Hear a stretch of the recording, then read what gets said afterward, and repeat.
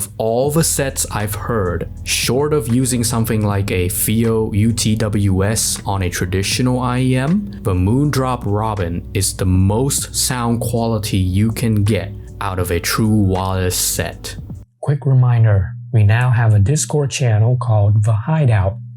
Join for behind-the-scenes tidbits, get buying recommendations from yours truly, and, just hang out. Scan the QR code on the screen or use the invite link in the description to join.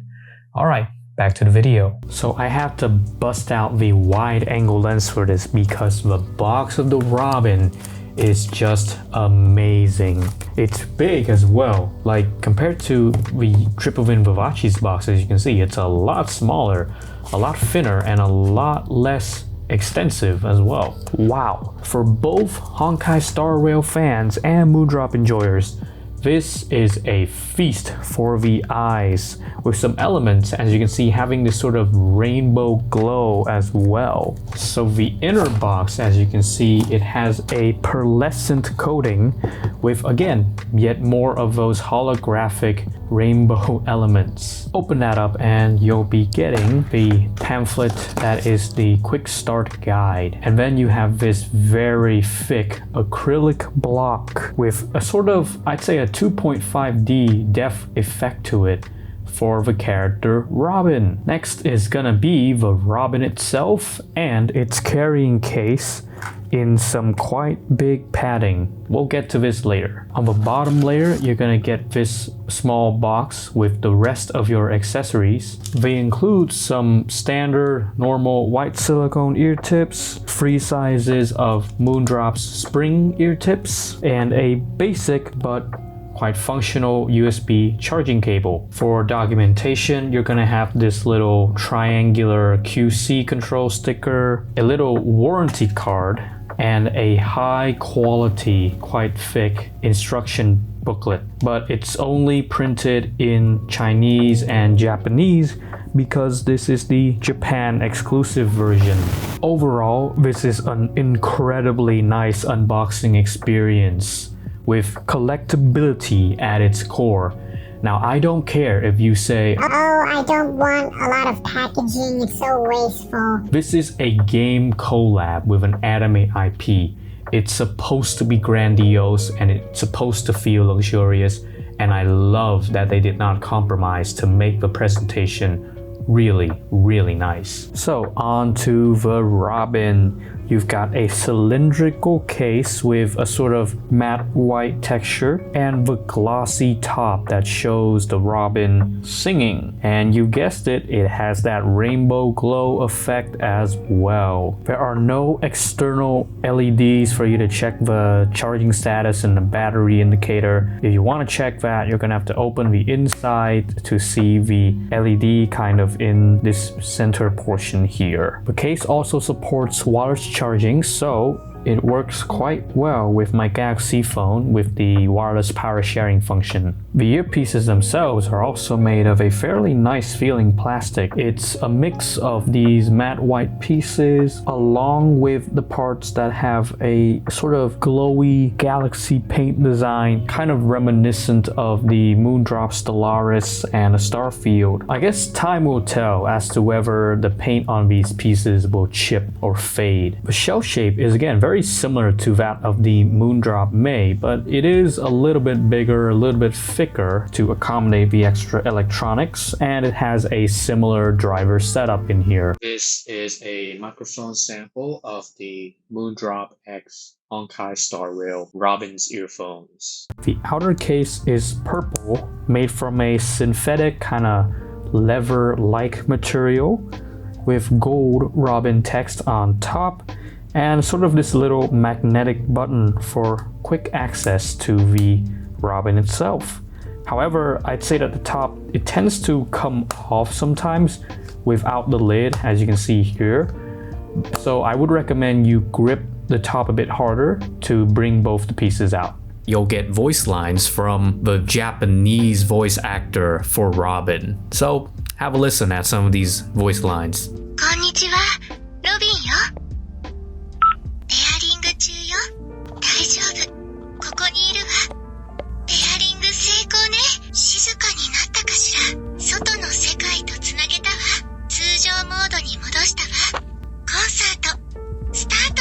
With the Moondrop Link app, you can actually access more features of the Robin, such as the 5 built-in EQ presets. The 5 presets here are actually quite useful.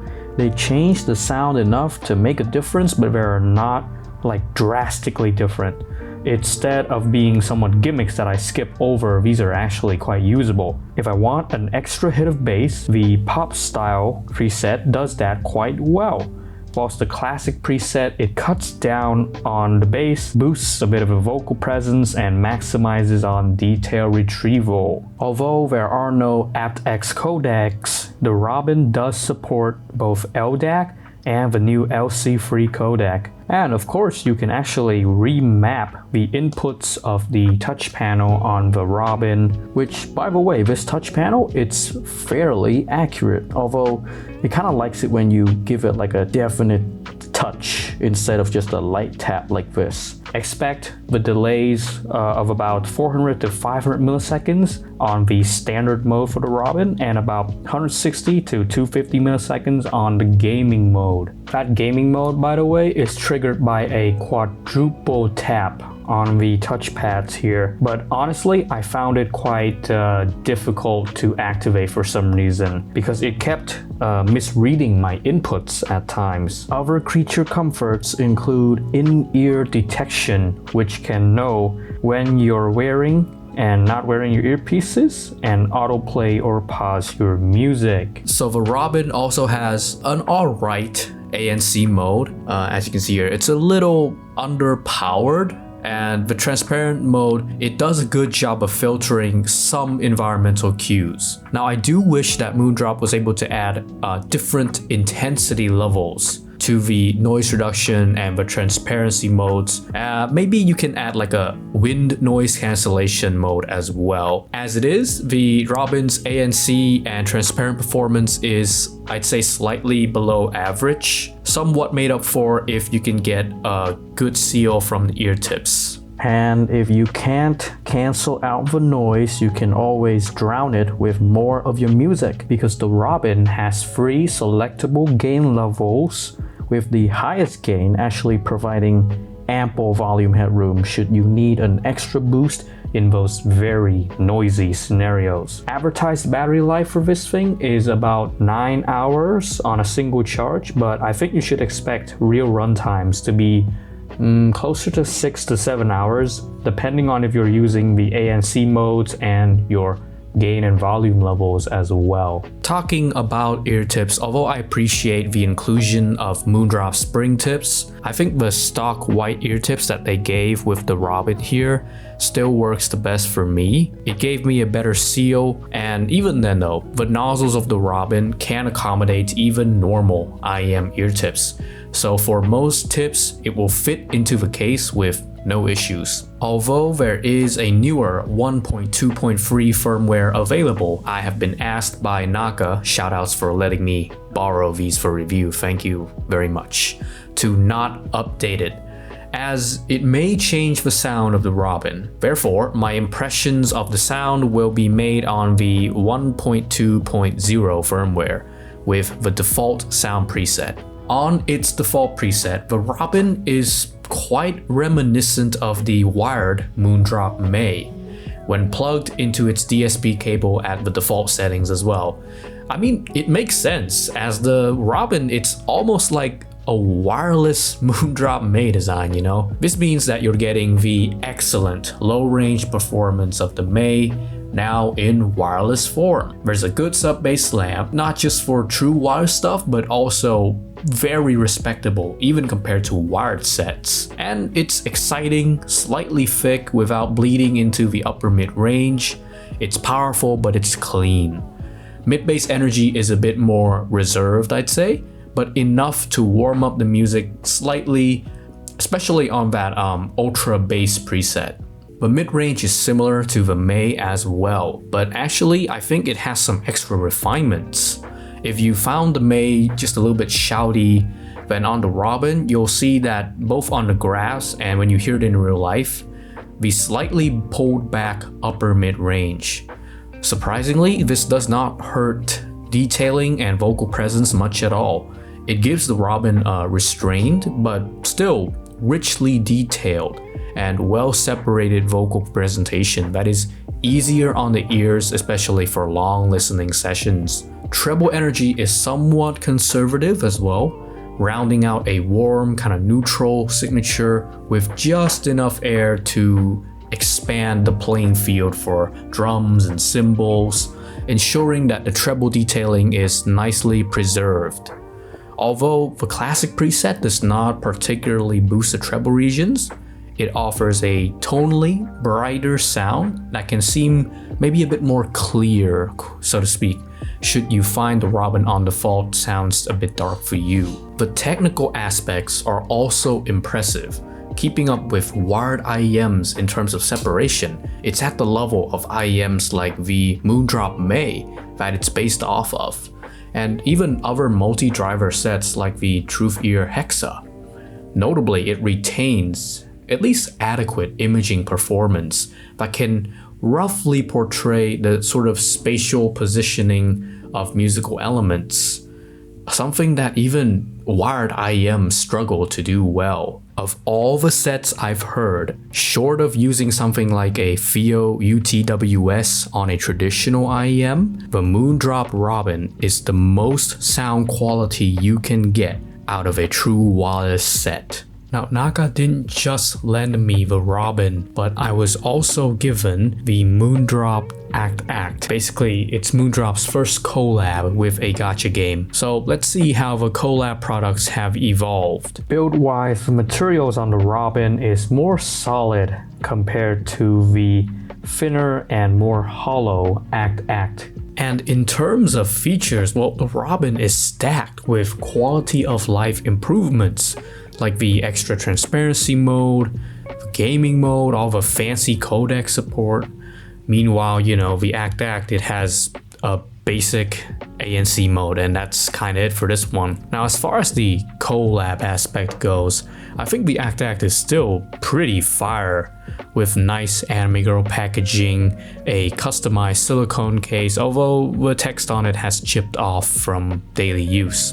And sound-wise, the Act ain't half bad after all these years, with comparable performance to the space travel models, but it's a bit lacking in terms of bass due to the shallow fit. It's making a poor seal to my ears. The Robin kind of flexes its muscles on the bass, offering a much more energetic performance, not just in quantity but also quality. Mid-range is bright leaning, though at times it's a bit thin on the Act, whilst the Robin is comparatively darker, with more refined vocals, but it isn't as forward. The technicalities are also just better on the Robin, which doesn't choke as much at the higher volume levels, whereas the Act, it can still struggle a bit even in like the moderately crowded songs. So safe to say the Robin, it's just a lot more refined thanks to the stumbling blocks of early products like the Act, serving as a sort of test bed for Moondrop. But with such a big company as Hoyoverse, it comes with big expectations. Now, thankfully, the Moondrop X Honkai Star Rail Robin fulfills these expectations with runway to spare. The bespoke design of the Robin, as I've shown extensively throughout the video, and its packaging, the substantial acrylic block, makes for just unimpressive unboxing worthy of a collectible status. And add to that a successful port of the Moondrop May's sound and into the wireless form with features you've come to expect from a true wireless product. Granted, these features, they still lag behind the competition, especially the mainstream counterparts, but the Robin will be a satisfactory experience for both the audiophile camp who love Moondrop's sound and the Honkai Star Rail fans who just want a beautiful piece of merchandise, and someone who's both of these things.